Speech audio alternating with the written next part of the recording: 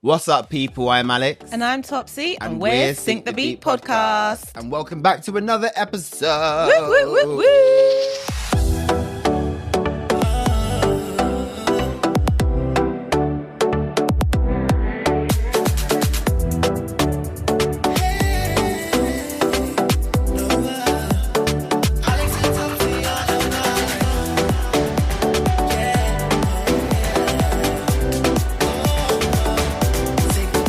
I hope you guys have been enjoying this season because I've been enjoying it. Have you? Yeah, I think it's been cute. I think we've got a new studio, new lease on life. We're loving it. Yeah, it's been new vibes. We've had like brilliant guests, Miles and Dwayne. Shout out Miles and Dwayne. Yeah, literally just... We loved having you. So how are you, Topsy? I'm great, Alex. We've had some good news. We have. We're not sharing it yet. Once we confirm everything, then we'll share. Yes, but it's good news. Good news for us, and hopefully, like, you guys will enjoy the news as well. But yeah, otherwise, I'm doing well. How are you? I'm well. I'm doing a workshop of a musical at the moment, which is a brilliant story to be told. I can't say what it is, and obviously with the news that we have as well, which is exciting. So we got a lot of planning for that too. But apart from that, I'm good. Yeah, I love that for us. Yeah, so man. Keeping well. Alive, well, Topsy. Look at you're looking good too. Looking snatched. You're looking good. You've done well. You've done well with the gym as well. Yeah. Oh, thank you. I can see. You can see the difference. Yeah. Oh, thank you. Honestly, I forgot to say, like, because you were talking to AJ. I totally forgot to say, yeah, it's given snatch. Because I asked my brother, and he said you look exactly the same. Because you see him all the time. True. I don't see you all the time. Well, what are we here to talk about? The pop girls are fighting. Fighting for their lives and fighting for each other. Or fighting each other, actually. Fighting each other, fighting there for careers, and fighting for their lives in the industry. Fighting to come back to reclaim the crown that they once had. Some of them have failed. Some of them will continue to fail. Indeed. But would you like to start off with the topic you want to speak about? Okay, so I want to talk about the war of the Rays. The war of the Rays. Or the battle of the Rays. I like to call it the battle of the Rays. Oh, damn, they're both Ray, innit? Yeah. Oh, the battle of the Rays. I didn't even clock, yeah. So, I don't know. If you've been living under a rock, then maybe you haven't heard of Addison Rae and Tate McRae. If you haven't been living under a rock, you definitely would have heard of them. So they are the new Gen Z girlies, sort of ruling the charts, especially in America and on social media. I guess they're the social media pop girlies. Tate was never really a social media pop girl, though. She was from Dance Mums. Fair. But I mean... But Addison is the social media... The TikToker girl. And I've got a lot to say. For me, Addison Rae is the female version of KSI. Okay. As in, like, somebody just woke up one day and decided they were going to make music. You're a social... You're a social... what do you call it? You're a social media person. You're a social media personality. And all of a sudden, you decided to go into the studio and think you can sing. Do you not think she can sing? Think you can sing. You think so she can sing? With KSI, he thinks he can sing. Uh-huh. He thinks he can rap.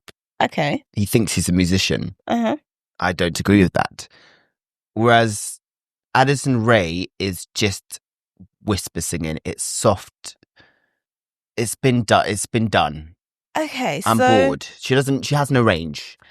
For me, Addison Rae, the image that she had when she was on TikTok is completely different to the persona that she's presenting as a musician. Because I don't know her from TikTok, so you would know. I don't know what she did. Yeah, so like she was just like a normal LA TikToker girl, just very like, oh my God, da, da, da. Made videos with the Kardashians. So now her music persona is a bit more ethereal, a bit more like airy fairy. It's giving running through the meadows with daisies in my hair, that kind of vibe. Yeah. She doesn't give that to me. That's the vibe she gives to She me. gives me boring. I like Pepsi. Diet Pepsi. Whatever it's called, Diet Pepsi. I like it. Do you not like it? It's stuck in my head only because of TikTok.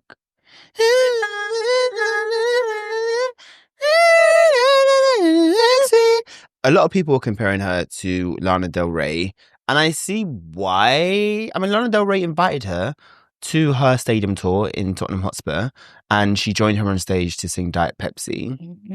But do you get what I and mean? open That for her. ethereal daisies in my hair. It's not daisies in my hair though. But that's Lana Del Rey as well. She's just very like whisper singing, like, oh. Lana Del Rey's very different, but I know what you mean. Yeah. Sonically, I get it. Addison Rae to me is just very dream pop. I wouldn't say flowers in my hair, but very beige dream pop. I mean, she's not a bit of me, but I get why people. You just said you like her. No, I like Diet Pepsi. Okay. She's not a bit of me. Tate McRae, on the other hand, is a little bit of me. I love her. I love her music. Love her sound. Like, she to me is pop girly. Okay, so what did you think of Addison Rae's album, Addison? I thought it was boring. Okay, why? Because it was this airy fairy da da da da da. Like, her voice sounded good. Like, she's not a bad singer. Like, I'm not gonna take that away from her. She's not a bad singer. She's a basic singer. She can hold a note. I'm sorry, she's a basic singer. There's nothing amazing about her voice. No. But she's a good singer. She can sing. Yeah, but I think the production carries her. The She sounds has carry good her. production, yeah. Yeah, I don't think she has. For me, I don't think she has an identity. No, I think this is her identity. I think the music is her. Like, the instrumental is more of an identity than her as an artist. Because anyone can do it. Anyone can do that. Yeah. Lorde can do that.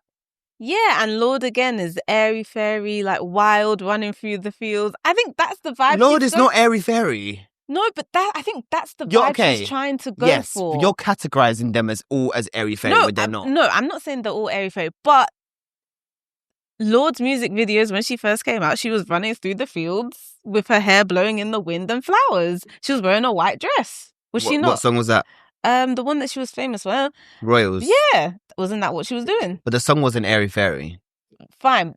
Her voice isn't airy fairy. What I'm saying is that's the vibe that Addison Rae is going for. I don't think she's going for the vibe of that, of Rae. Of like that kind of. I know what you're talking about. Yeah. I can't categorize them as the same thing. I'm not saying they're the same thing, but that's a similar vibe. That's what she's trying to emulate. Because you said she doesn't have an identity. I think that's the identity. No, she's not singing. Herself. I just think it's very much dream pop, very dream pop. And that's like her identity.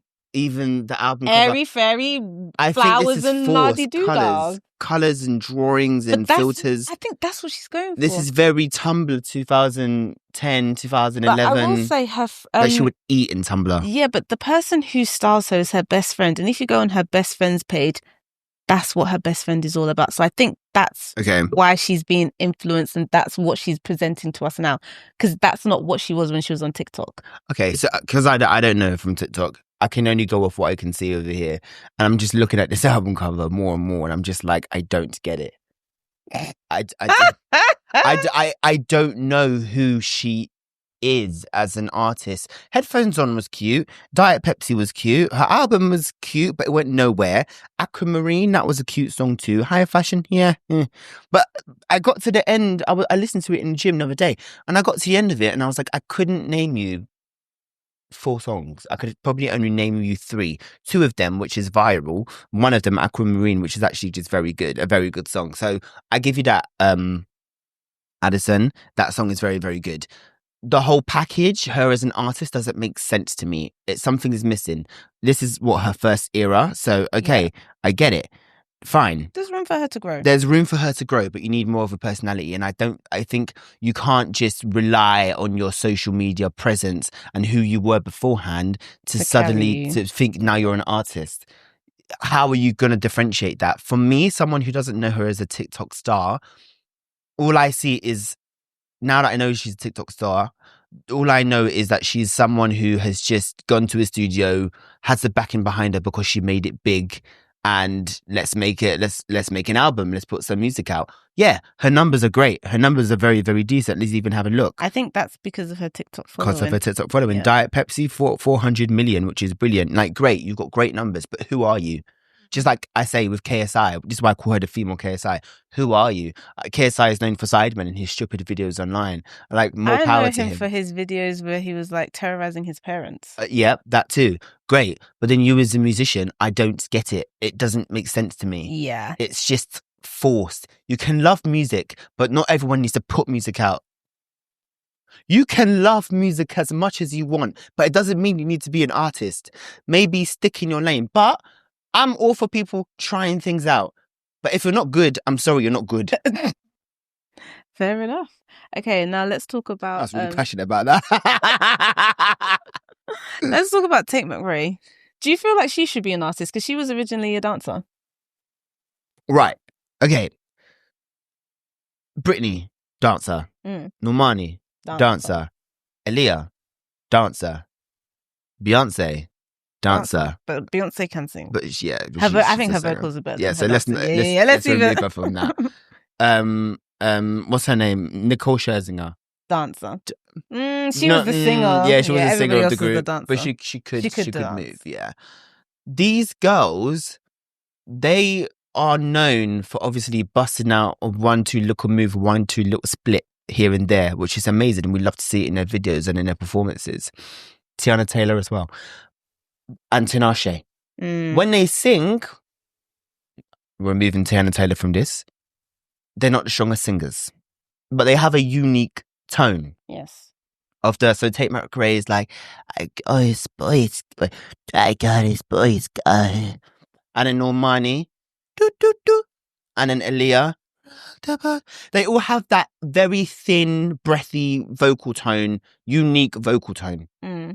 Tate McRae gives us performance and you recognize her voice anywhere. Her dancing, A1. People call it gymnastics. People are like, she's not even dancing anymore. She's just doing gymnastics.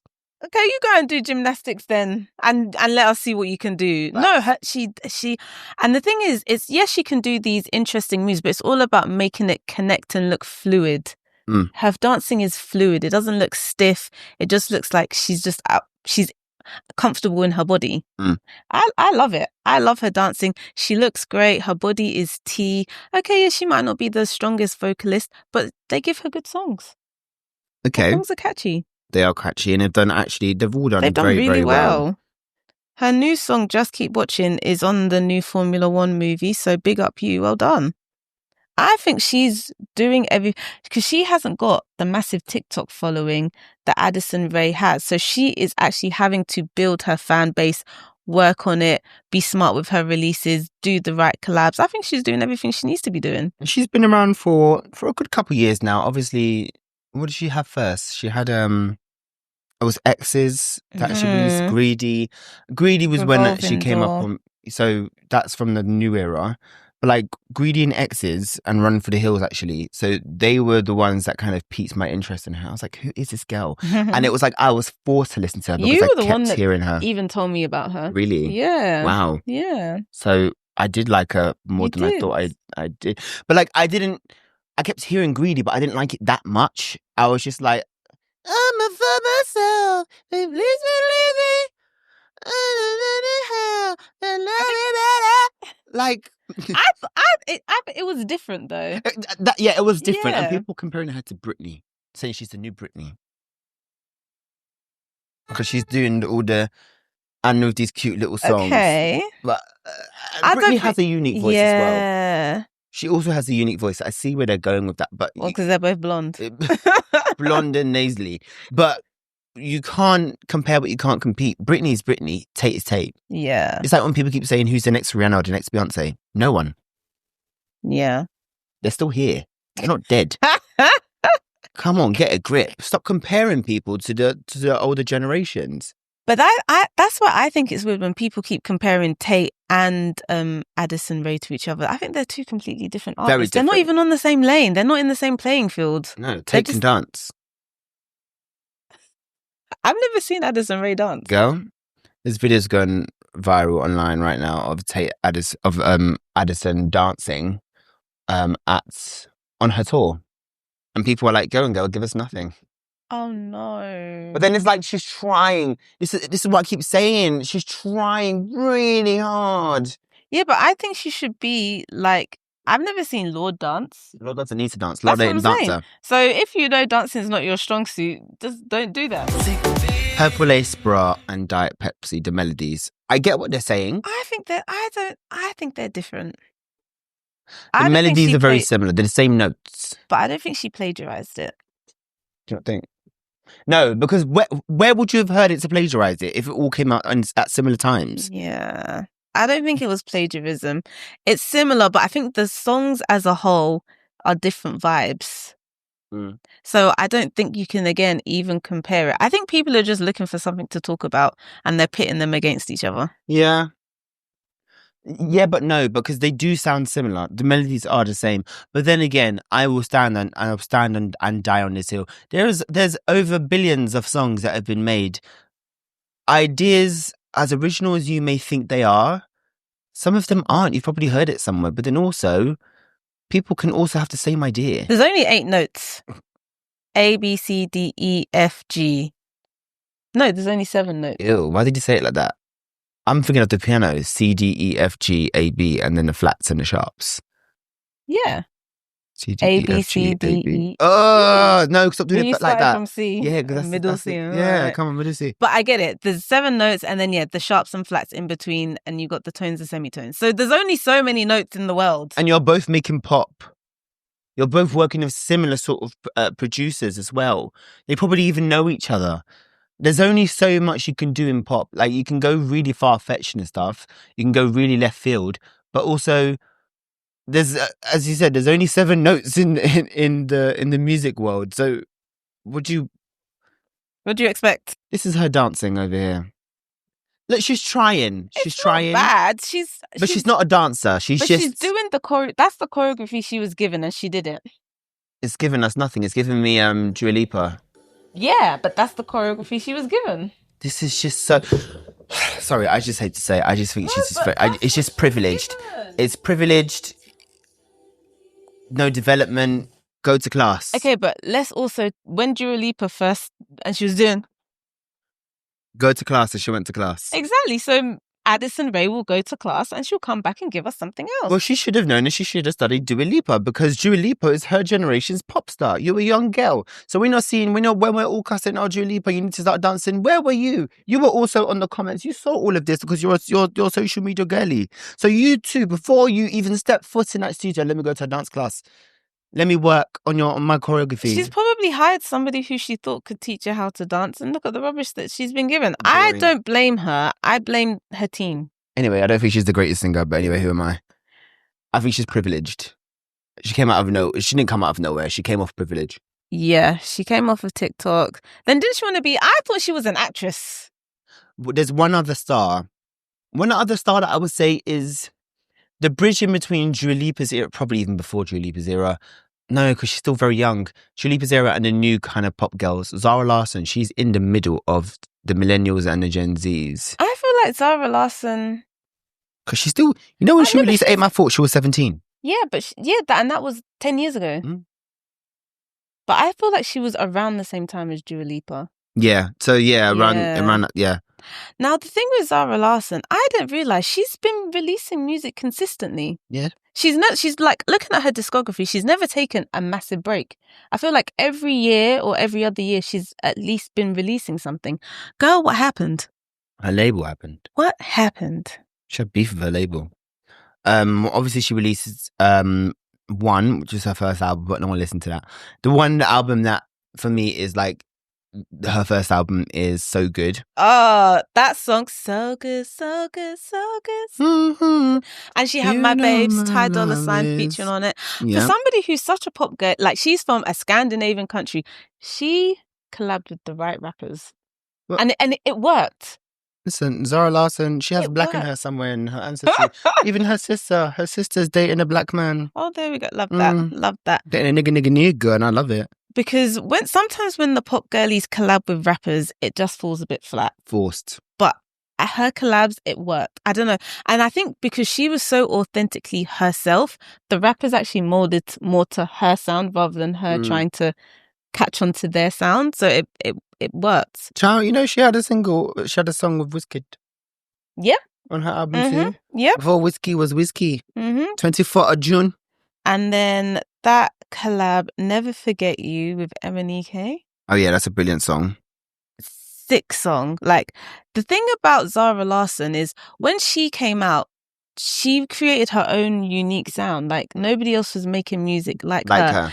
And I think that's what set her off. That's why she was crushing it. She's like Grammy nominated. Did she win Grammys? She's remember never if she won. but she was nominated. So I don't know how I feel about what she's doing now. Yeah, she's not. Okay, so I think she's been having label problems because she released. Then again, it's been what, about 10 years or so. Like, she's been about for a minute. She released another album called Poster Girl in the COVID era, and she released Love Me Land. Do you remember Love Me Land? I liked Love Me Land. Love Me Land was a very good single. But yeah, and then she released another album in 2024 called Venus. That I didn't hear about that. I didn't. Yeah, Did it anyone wasn't hear about that? promoted very well. It just didn't do well. The only song that was good, the only song that was big from that era was a collaboration, and that was with David Guetta, On My Love. Yeah, but I feel like any song with David Guetta was always gonna. Not every song, but I know what you mean. Yeah. But this was good. I think this song is good because of her vocals. Her vocals are brilliant. She's got very unique vocals. And this is what I'm saying. Like, with these pop girls, Zara Larsson is a singer. She studied the big singers of the past, and she has a big voice. But is her voice too big for the minimalist pop music that she's putting out at the moment? I don't know what Midnight Sun. I don't like. It's so generic. See, this is where we're gonna fall out. Midnight Sun is a fucking amazing song. Are you joking? Compared to all the stuff that she's done, any old nobody, Addison Rae could have sung Midnight Sun. No, but she can't. Addison Rae can't sing that live. Yes, she could. A never-ending midnight sun. Midnight Sun is very generic. Because when she sings that live, she's not gonna sing. She's not gonna hold that note. She did it. She's not. She's done it. Not going to hold that note. No, she's not. She's done it. She's gonna. I've seen it online. She's not. Lip sync. Zara's never auto-tuned. She never lip sync. What are you talking about? Oh, no one is going to sing that live. Talking about? No, you're chatting shit. I will show you. Why are you shouting? Because why are you shouting at me? You are wrong. You are strong and wrong. It's the back and track. It's not. That's the back and listen, track. It's not. Look, listen. That's her. That's her, but as in, no, look, I don't think that was her singing it. It is. Look, no, you're chatting shit. Listen, watch and listen. No, look, no, because she keeps stopping. Wait, and it ain't finished. No. She went like that, and she didn't hold it. You're pissing me off, Topsy. I don't even want to hear you. She doesn't lip sync. No, but what I'm saying is the backing track is playing and they don't hold the note for the whole thing. When people lip sync, they don't lip sync the whole song. They come in when it. I know what lip syncing is. Yes, but what she's not lip syncing, and it's not the backing track either. I don't think that she held that long note. She stops. She doesn't even get to the end of the phrase. She sings it about 3/4 of the way so she can catch her breath and then come back in again. Yeah, you said she was going to sing that whole long note live. Hey, look, she did sing it live.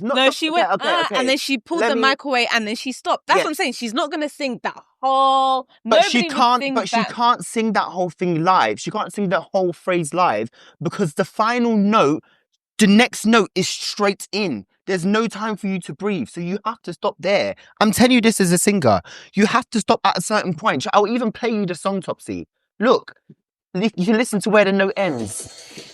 Did you listen to that? Did you listen to where it ends? And she could have breathed. You can't breathe there. She could have. No, you can't because she's doing it again. She could have. There's not enough breath to do it. You do it then. There's not enough breath. What are you talking about? Midnight sun. Do it in the right key.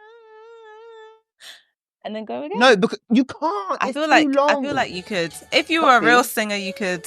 She is a real singer. Beyonce doesn't even do that. Are you gaslighting me? You're gaslighting me, aren't you? I've never heard so much whack in my life. No, I'm not saying she doesn't ever sing live. Because Addison Rae can't do that. I don't think Addison Rae could, but I don't think anyone would. But you just said that she can. No, I don't think that she could sing that whole long note live. You can't, though. No, but you said she could. I said she could, but what I meant is there's obviously going to be a couple notes that you can't sing at the end of that phrase because you need to catch your breath. But what I'm saying is that whole song in general, to me, was very generic. I feel like anybody could have sung it. It's a Jersey beat. It's a lovely Jersey beat. I don't think anyone could have sang it. I feel like it's a very generic. Because I feel like I don't think they can do it like her. Not in Zara Larsson has her own The tone, voice, but I the feel like gravitas, the voice. it's not. There's nothing in that song that she did that blew me away. Okay, well, it's going viral. Good for her. And I think it's one of her best songs. Best Eminike also songs? wrote it. Yep, Eminike also wrote it as well. I think it's one of her best songs. Personally, me speaking, yeah, I do. To me, it's just another generic pop song. Okay, so what do you think about Symphony with Clean Bandit? Love it. You don't think that's generic? No. Symphony! Could anyone sing that? Can Addison Rae sing that? Don't let go. So can anyone sing that? No, that's great music from Zara Larsson. Addison can sing it, apparently. No. Compared to what she was putting out, songs like Symphony, Midnight Sun is a complete anticlimax. For me personally. In the chorus. No, but what I'm saying is Symphony was such a great song. She was releasing songs on such a great trajectory, and she releases Midnight Sun. But you have to remember. That's so boring. Yeah, but you have to also remember that Symphony came out years ago, and in comparison to now, you're gonna have to grow with the times. I get it. Your sound is gonna have to change. You can't be releasing that. Symphony was 2018.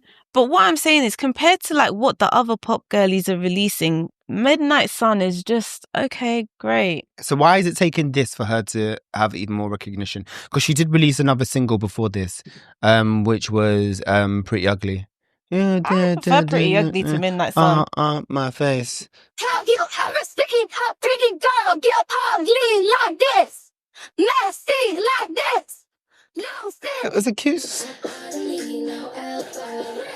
cute song, very cheerleadery. I can imagine like cheerleader girls in America doing routines. It was cute. It's a cute song. But what I'm saying is, even Pretty Ugly and Midnight Sun, compared to what she was doing before, they're just generic pop.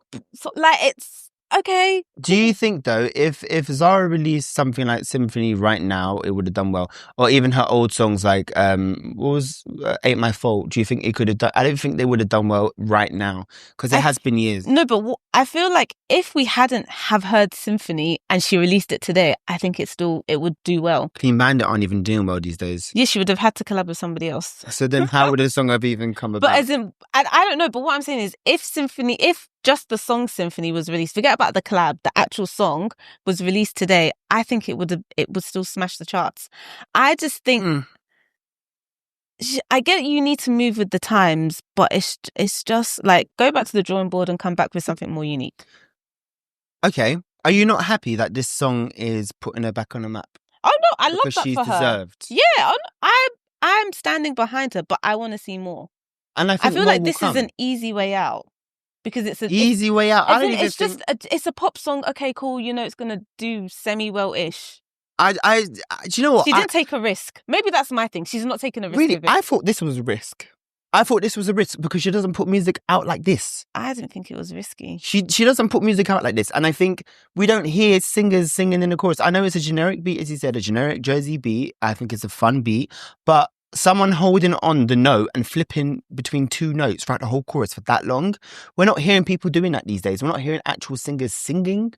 So even though it's a generic beat, generic song, she still is singing. Her vocal ability, yes, and her versatility, which is good. And what I think she's done well with this whole visual is I know what you mean. So with this, she took the piss a bit. I love the cover, but shall I tell you why she took the piss?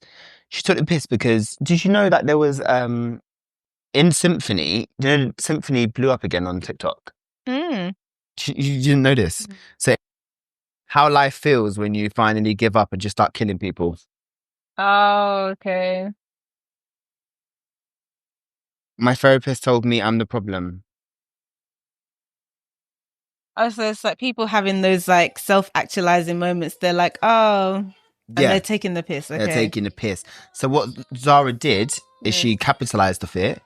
So when she sang it at her tour, that's cute. Put dolphins and stuff and everything there. She made her whole aesthetic. So now with Midnight Sun, now her whole aesthetic is that. So I feel like she took the piss with it all and she capitalized off people of what made her viral, of what was viral of the song and the aesthetic. And now people like recognize her. Like, I think this video, as you said, it's cheap, it's generic, it's quick. Yep. All entitled to our opinions. But she's playing into the meme of Symphony. Exactly. With all this colour and water. Also, when does she get thick? She thickums. Yeah, she never used to be this thick. I think she's a beautiful woman. She's a baddie. Like, that is good milk right there. That is premium milk. So she capitalized off the whole visual, and she's doing what the girls are doing. She said, "Oh, I can do it It's too." working then for everybody else. Let me So jump let on me the do it. bandwagon. And But I don't think she'll do it for I hope album. not. I mean, that's probably why I'm not loving it. But I get why she's done it. But then can you just love it? Because it's Zara, please. Oh, Just love it. And she does sing the whole chorus live. love you. Her sister, I don't really have much to say. I just wrote it that she has a sister and she makes music. Oh yeah, I listened to some of her stuff. Lennox, the duo. Yeah, I have actually as well. I like Minute. It was catchy. Her sister can really sing. She even sang Midnight Sun as well. She did a cover. No, she just Zara made her sister just sing it. Oh, And her boyfriend was there. was in like on their social media or something. Yeah. And she can really sing. So people were like, "Oh my god, who is that?" And they're like, "Oh, it's Zara's sister." And she also makes music. I mean, talking about sisters, there's also Ray's sister. Absolutely. Woo. Absolutely. So you're the one that's telling me about her, because I didn't know nothing about her. Really? Yeah. This is so funny. A lot of people don't know about Absolutely, but they're only starting to know about her because her song is now going viral on TikTok. I Just Don't Know You Yet. And it was an unreleased song. When someone filmed it, they put it online and they're like, "Oh my god, like, when are you going to release this?" And she was like, "I don't know, guys." Now she's finally released it. It's a great song, capitalizing off the TikTok viral shit, which is great for you. Love that. But Listen, when you're having a TikTok moment, you got to ride the wave. you have to just jump on it. But I didn't know Absolutely as Absolutely. I knew her as AB. AB was her other name, but her name is actually called Abby Keane. But anyway, in case you didn't know, yes, she's Ray's sister, and she's incredibly talented. She's written a lot of hits. Like, I knew her as a songwriter as well. So now that people are knowing her as this alternative rock pop princess, I don't know her like that. So she's written Fair by Normani, one of my favourite songs. Underrated, underpushed. I don't know what happened there. Her label sucks. In My Bag by Mahalia, great song. Love that song. All of Me by Neo, which is a gorgeous song from her new album. I like the bad, bad boy. Boys by Jessie Nelson. Oh my gosh. And I'll Still Be Here by Leigh-Anne of her EP. KSI, she's written for KSI, Anne Marie, Anita, David Guetta, Taeyeon, Lisa, and Teddy Swims. Like, she's been writing, and now she's finally getting the recognition that she deserves as an artist in her own right. Good for her. So do you think she's going to be here for a long time as an artist, or do you think this is just her viral moment? She's going to ride the wave and then she's going to go back to songwriting? You see how there's Beyonce and Solange? She's a Solange. Okay. And I think she'll have her moment where all the alternative girlies, alternative music listeners and lovers will run to Absolutely to get their fixture for that, even though that they know that their sister's making big hits. Fair. Okay, I hear that. Like, because Solange had her moment. She did. She had a couple moments. But she's not the Beyonce of the family. No, and she's not. Yeah. She's not trying. She's not even. I don't feel like she's even trying. She never did try. Yeah. She's never been the strongest singer, but her music is groovy.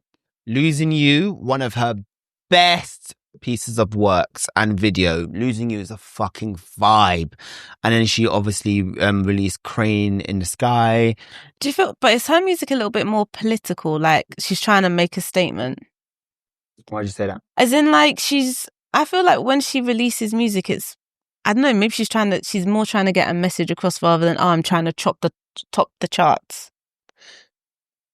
Yeah, I don't even think she's even focusing on the charts. She just put in music.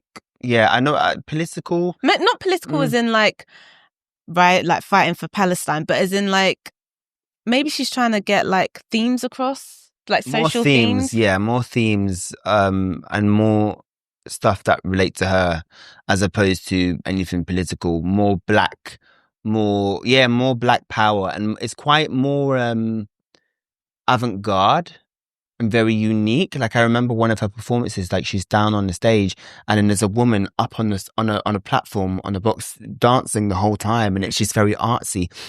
She even directed The Weekend by SZA, and that video was very artsy, and people were like, I don't get the music video, like, why is she doing this? Like, you couldn't just have a generic man, grind on in him, and then there's a side bitch. Well, sometimes the girlies want art. It's true. And Solange is, for me, is A bit more art. artistic. Very much more artistic, very much more Like, alternative. there's a deeper meaning behind what you're seeing on the surface. Exactly. Yeah. But that's not to say that Ray and Absolutely are that, because they're not. Yeah, but it's just saying that they're going down different lanes. Yeah, exactly. So if you want your chart-topping hits and what you know Ray for, go to Ray. Brilliant songwriter, brilliant vocalist, fucking phenomenal vocalist. If you want the alternative and the girls that stand out amongst the crowd when they're not trying to be seen. They're like, don't look at me. But then it's like, I can see you. See. Do you get it? Yeah, I like that. But yeah, she's brilliant and she's capitalizing off that. So Good. I'm excited to see what else is she going to come up with a project? Do you know? I'm not sure. So it was just that single that's kind of blown her up. Yeah. And, Well, she's got music out. She's got music out as well. So I mean, she collaborated with Tinashe. I can't speak today. She collaborated with Tinashe in her 333 album as well. So she's featured on that. But she's doing bits, yeah. Bitiana. And then obviously talking of metaphorical sisters. Our sisters in music, our little mix sisters. All right, let's talk about our babes. Leigh-Anne Pinnock. I like her. I really like her. I feel so bad that her last project didn't catapult her as she would have hoped. Her first two singles were part of an album. Then the album got shelved and she actually released an EP instead of songs that were going to be in the album. I thought they were really good songs though. I really liked it. Yeah. Sometimes I go back and listen to it. Like, for me, they were summer songs. My Love is great. Don't Don't Say Love is great. But I think what people were, because she was the first one out of the three to release music, what people were trying to focus on were the charts. These days, you don't even need to chart to be a successful singer. You don't. You don't. Just find your niche and your fan base and you're good. Don't Say Love, what charted at number 11, people were like, flop, flop, flop. My Love charted at number 28, flop, flop, flop. When Jade came out, her first single charted at number 7, which was great. Has over like 50 million streams. And her second single, Fantasy, charted outside of the top 40. And then her third single, Fuck You For Now, charted at number like 25. She performed no, she didn't perform at the Brits. It came out after she won a Brit. And people were like pushing for her. But I felt like that was just a very dreary kind of time. It was like forced, like let's get something out because you're on a momentum. But it didn't feel natural. Her fourth single, Plastic Box, which I fucking love, which is one of her best singles, charted at number 44. So with Leigh-Anne, if Jade still has a solid career and is performing at Glastonbury and is critically acclaimed and stuff, people were focusing too much on Leigh-Anne's first singles, including her label and her management, that they deemed her a flop before she even had the time to build a foundation or to flop. Jade still has an album coming out in September. Leigh-Anne got shelved and she left her label. Wait, Jade hasn't released her album yet? It's coming out in September. And she's not released an EP? No. So how... What? So Jade has... I feel really bad for Leigh-Anne then. I feel bad too. Because she put in a lot of work. That EP was sick. So Jade is just riding the wave of these singles. Yeah, but I guess it's her team believing her. But then also people do really like her. Like, I watched her Glastonbury set, which is amazing. She's likable. She's political.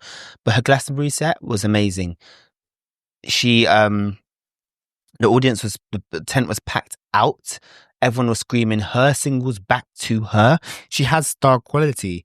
And she did a collaboration with a Confidence Man of a single that will come out soon.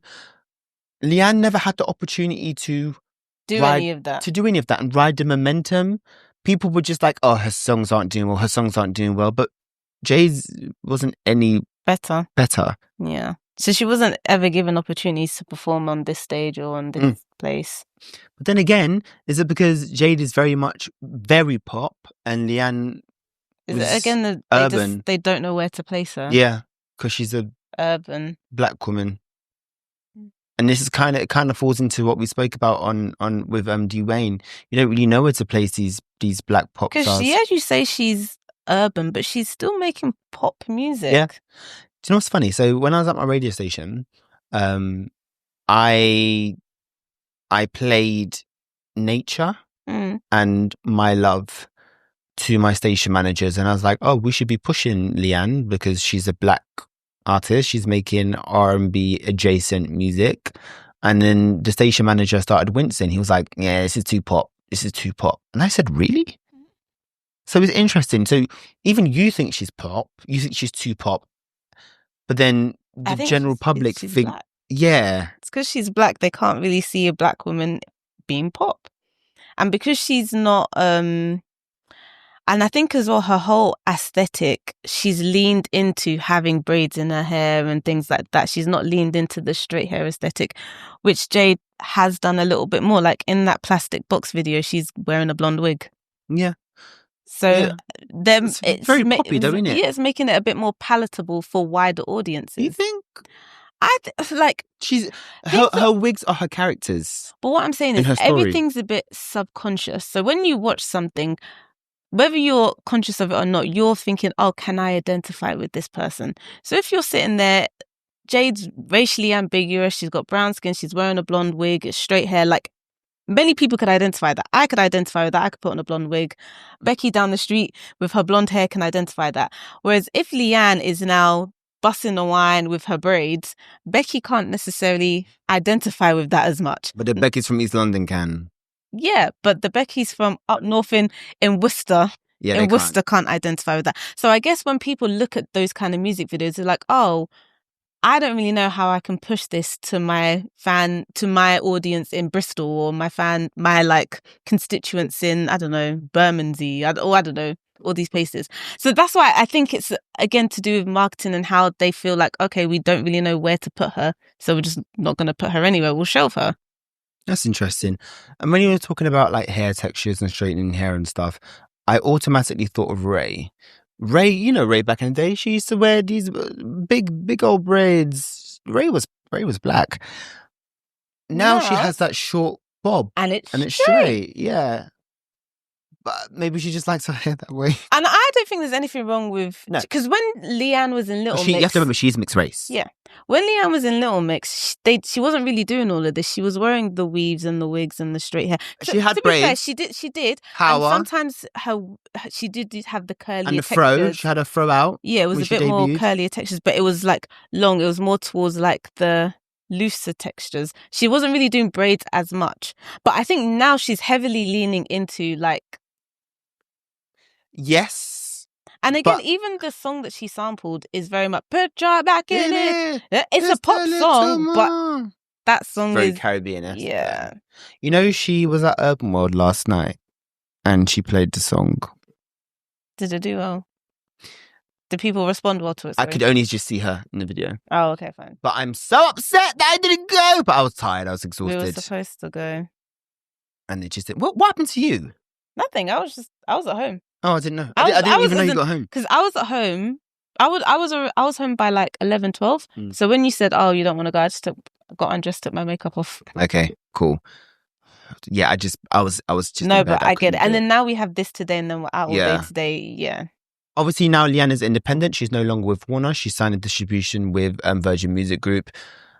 She went to Urban World. She played a snippet of the song, obviously to catch the vibe. But then also, I think what she's doing, which I think is very smart, is you're now getting back in touch with communities that will support you. The black girlies, the black gays and the girls will support you if you make sure that you are visible and you speak about black issues and black matters. Obviously, when you're in Little Mix, you don't really have the license to speak about it because they'll just say you're moaning too much or whatever. Yeah. But her experiences were very real in the group, you know? So yeah, now she's catering to audiences which she should have in the beginning to begin with. So yeah, and the song did well with people, so I can't wait to hear the whole thing. And now she's obviously sampled work as well. I think it's a smart move. But it won't do. She won't be as big. Yeah, that's what I'm saying. It's a good move, but I don't think the black people are gonna ride behind her because it's still poppy. Yeah, but it sounds like a Drake song to me. Yeah, that Drake-esque song of passion fruit, of those soft sounds that he came out with I think the in that era. black girlies and the black gays who love pop will love Yeah. her. But I think your everyday average black person probably isn't going to listen to Leigh-Anne Pinnock. Hopefully they do, though. I hope Miley Cyrus. Destiny Cyrus. Destiny Hope. Cyrus. Well, Girl. interesting era. Do you think this is nepotism at its finest? Because I think she's putting out complete and utter shit. Nepotism? Yes. But she was big before her. She's bigger than her No, but dad. as in the fact that she has like Dolly Parton's her godmother, Billy Ray Cyrus is her dad. The reason people keep paying her any attention is because she's music royalty. I don't think I think so. her music is... I don't think so. People are only paying her attention because she was Hannah Montana. She was the childhood... She was the star of everyone's childhood. Hannah Montana was massive. It even had its own film. I love Hannah Montana. I don't like this new Miley Cyrus. But you tell us your thoughts. I don't think it's new Miley Cyrus. I just think it's evolved Miley Cyrus. She's getting older and she enjoys different songs, different sounds. I like You that she have to keeps evolve. evolving. I like that. I just don't like this era. And hopefully it doesn't last long. But Miley Cyrus has never had a sound. It's only in the past couple of years where she has a sound. When you think of No, her because different... even Flowers and this is very But it's different. I think it's in the same vein. I I think... can buy myself flowers. I think... The reason why I say it's in the same vein is because her previous albums, End of Summer Vacation, in comparison to Something Beautiful. Something Beautiful is a much more grungier, more instrumental live kind of feel that built on the previous album, which was Endless Summer Vacation. Flowers is very, very much instruments, and it was moody, it was hazy. I thought Flowers gave me like 70s kind of vibes. This is giving me like dark and edgy. Yeah, 70s. And now the new album for me is more 80s and 90s. It's like she's kind of going through the eras, but you still hear the instruments. She's come a long way from 23. Yeah. Right in that. Oh, yeah? J's on. Very different. She never had an identity. And I feel like from Flowers onwards, now she does. So you don't like... So before I speak about Something Beautiful, share your thoughts on Something Beautiful, her new album. It's... Maybe some people like it. It's personally not a bit of me. I found it a little bit boring. I don't think I really understand it. I don't really get it. But not everything that an artist puts out I have to understand. I don't think this album is for me. Maybe it's for some other people. And I'm okay with that. Okay. I don't think I need to listen to it again. Do you Or feel ever. like... Sorry, go on. No, that's it. I'm done. Do you feel like she's elevated her music in this? She's taking risks. She's taking risks. I don't know if these risks are elevating her. I just think it's different. And I don't think there's anything wrong with putting out different music. If you want to do that, great. It's a risk. Do you think it's making her more of a credible artist? I mean, looking through it, it's giving artsy vibes. So for those people who like to be the Solanges of the world and want to look at the deeper meaning behind whatever's going on, yeah, great. You have a field day with this because it's using like imagery and black and white and all this other stuff. Love that for her. Okay. So for me, this is a very weird era. Before she officially released her first single, which is End of the World, she put out the prelude to the album, and then she put out Something Beautiful, the title track. Mm-hmm. And then she put out End of the World. Mm-hmm. People were looking forward to the big comeback of Miley Cyrus, obviously coming off the waves of Flowers. She did release that one song with Pharrell, Doctor, rubbish song. Shouldn't have done that. But people were looking forward to Miley Cyrus. So now when she did this, you're getting two different sounds and it's like, well, where is this going? So when you release End of the World, which is very ABBA, very, very 80s, I love the song. I think it's a great song. People who listen to the first two things you put out are already let down. They're like, where's this going? I don't really know what this is. But then when you listen to the album as a whole, the first half is boring. It only picks up from Easy Lover onwards. And that's when it starts to be more cohesive. But I think this is one of her most cohesive albums. But she's included 2 interludes, and the whole point of an interlude is to break the album up. So maybe it was an intentional thing. that the first half sounds a bit different to the second Yeah. half. Clearly, yeah. I agree, 100%. Walk of Fame, one of my favourite songs on the album, featuring Brittany Howard, who has a phenomenal vocal throughout the whole song. Naomi Campbell is on Every Girl You Ever Loved. Topsy doesn't like it. I thought that was such a lazy song. Really? It reminds me of like Pose by Madonna. We just listened to it. I can't even tell you what were they saying? Pose. Take a picture for me. Pose. Like, what is that? And I get it. Okay, cool. You got Naomi Campbell to be on your song. Love that for you. But it's just, for me, it just doesn't do it. You loved it though. I love You the thought song. it was great. I think thought the it was song is just very 80s. It's, to me, it's not memorable. Like, I listened to it not even 30 minutes ago. I can't even tell you how it goes again. It's a single now, you know. They've made it a single. Yeah, with a whole music video and everything. Now, this is the problem. So, you know, the music videos, they're part of a whole film of the album. The album has its own film that has been released in, was that film festivals? Now it's been released in the States. It isn't here in the UK yet. The album has been out for almost a month. Where's the music? Where's the film? Film. I mean, look, they look good. I think she looks scary. But then the video is just her in a warehouse. Looks great. Yeah, she looks amazing. Surgery, innit? But like, it's just moody. Yeah, this is what I'm saying. Like, this is for the artsy girls who want to look for a deeper meaning behind the fan spinning in the background. But there is none. End of the World. Have you seen the video to this? She looks like very much like ABBA-esque with the hair. It's just her and the drummer and the lights and the green dress in the whole video. She doesn't do anything else. And you're telling me this is part of a film? What am I going to watch in the film? Looks? Kosher pieces? I have no idea. Jean-Paul Gaultier archived pieces Yeah. that she's wearing? Great. What's the plot? She's basically a singer who gets lost and then she wakes up and finds herself in a warehouse. And oh my God, Naomi Campbell's in the same warehouse with me. The end. That's what it's giving. But do you know the actual storyline behind End of the World is the fact that she wanted to pay homage to her performance at the Grammys when she was on stage with the big hair and the dress and she sang Flowers. That was it. There's no deeper meaning behind this. Everything is very surface. Why is that at the end of the world? Let me even tell you what critics have said about this film because it pisses me off. So, I mean, they didn't piss me off about what they said. I think it's absolutely correct. Bearing in mind, I haven't seen the film. I've only seen the visuals that she's put out, which has been 4 of them, and it's giving nothing. So, The Guardian, Alexis said, it has absolutely no plot. Not because it is a willfully confusing exercise in a non-linear art house cinema, but because it's just a load of pop videos, albeit divided into 3 acts and interspersed with spoken word interludes. A lot of them are straightforward in-studio performances, just like End of the World. The rest look like extended perfume commercials. Oh, wow.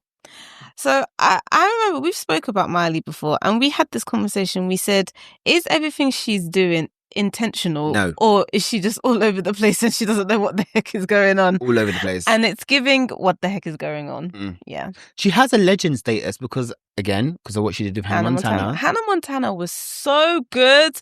Like, when you even think about it, like a person pretending to be a pop star, but yet we all know that she's pretending to be the pop star.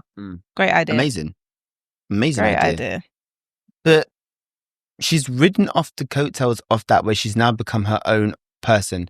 Obviously, she was with Liam Hemsworth as well, so that was a big part of her identity. But, very big. You know, she shred that. She shred the Disney pop girl image many times. Still she did. She hit us with Wrecking Ball. Like, she released Dead Pets album as well. But then none of them, I mean, yeah, they're good. Wrecking Ball, that whole era, there was a mess. But do you think she's still, it's like you said, she's still finding herself maybe? I feel like she's found herself, but now she's realised herself is random. I know what okay, as I keep saying, from not End of the World, from Endless Summer Vacation to Something Beautiful, I feel like she's found her niche of the live, moody instruments, the hazy, toned, I don't give a fuck, kind of laid back cigar, whiskey vibe. It's giving Amy Winehouse.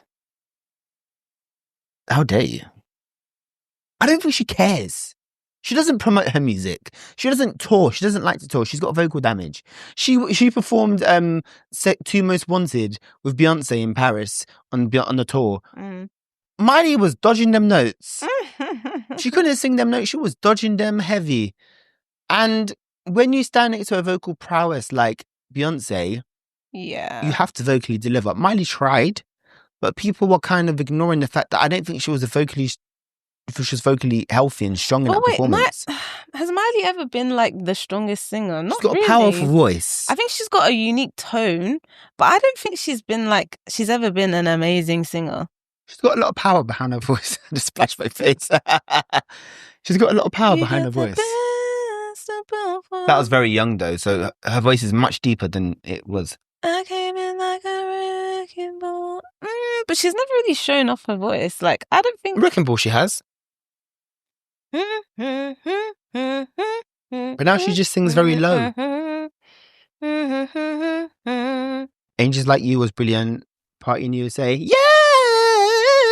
She can riff but her voice, she can't sing like that anymore. Yeah. She has vocal damage. She doesn't want to get surgery. Why? Oh, yes, because it's surgery, isn't it? Oh, if Adele can do it, you can do it too. But she doesn't want to tour either. She doesn't want to tour anymore. She doesn't want to do anything. She went on this weird circuit to promote her album, but they were in like small clubs and intimate gigs. And it's like, babes, you need to actually push this. You can't just rely on your stardom, because what is your stardom? You're not Beyonce. Yeah. But maybe she probably thinks she is. Delulu. She's released her new album, Virgin, went to #1 in Australia, Belgium, UK and New Zealand. The first single from that was called What Was That? Have you heard of it? What was that? You know, I send you all of these songs. And I send them to you more than once on No, I have. messages. Sorry, I did listen to it. Okay, good. Wait, I just want to say, with Lorde, I've never really been a fan. Okay. I think Royals was good, and then I've never liked any of her music since then. It's just not for me. I don't know. Yeah, that's it. Yeah. Green light. I'm waiting for it. A green light. I want it. Fair enough. Not a bit of me. She's for everyone. But she's for the teenagers that dye their hair and burn them. Teenagers who have now grown up in their 24s, 25s, and they're still kind of chasing that high of MDMA. Because she also does sing about MDMA in What Was That? Wasn't MDMA. she going through some struggles? Like, that's why she disappeared for a while. Yeah, she was. But then she's released 3 albums. Her first one, Pure Heroin. Then she released Melodrama. And then she released Solar Power. Do you even know Solar Power? No one knows Solar Power because it was a rubbish album. It was very weird. Didn't like it. You should have never put that out. So she lost the audience. But then she did go through some things. Now she's back with Virgin. Okay. Not as big as she once was, but the album was rated 81 out of 100 on Metacritic, which is one of the biggest. Cute. It culminates all of the review sites. 7.6 out of 10 on Pitchfork, which is very good because Pitchfork are judgmental. 4.5 out of 5 on Rolling Stone. Like, she's done very well. The album went to #1, as I said. Rolling Stone said it redefines who she wants to be on her most introspective record yet. I agree. It isn't trying to capture something from the past, but instead leans into the chaos of reinvention. That comment stands out to me because when What Was That came out, the critics and the fans were like, what was that? Not even just What Was That, but they were like, oh, she's trying to make music like she once did when she first came out. They were like, oh, it's very similar to the music she first came out with. And for me, it wasn't, because of what she speaks about, what she sings about. She's like, MDMA in the backyard, they blow our pupils up. Like, it's just very much like, you know what I mean? This is the best cigarette of my life. Like, she's just talking, and I love that. I love that for Lorde. Is that what the song was? Oh my God. Yeah, this is the best cigarette of my life. I love the chorus. Kiss for hours straight. Well, baby, what was that? I remember saying then, this is the best cigarette of my life. Well, I want you just like that. Into your haze, we're in a sandstorm and it knocks me out. I didn't know that you've never been in. I gave you everything. What was that? Yeah, not a bit of me at all. For me, it kind of speaks like I gave you everything when I was young. Now I've been through a journey. I took MDMA, smoked cigarettes, and now I'm back. What was that? She is like what Billie Eilish is now is what Lorde was for her time. Say that again? So Billie Eilish is the Lorde of today, I would say. They're not that different in age, but I know what you mean. But as in when they came out, there was a big gap. So what Lorde was more end of millennial. Yeah, and Billie Eilish is what the Gen Z's Yeah. listen to. So I feel like Billie Eilish has taken that spot, unfortunately.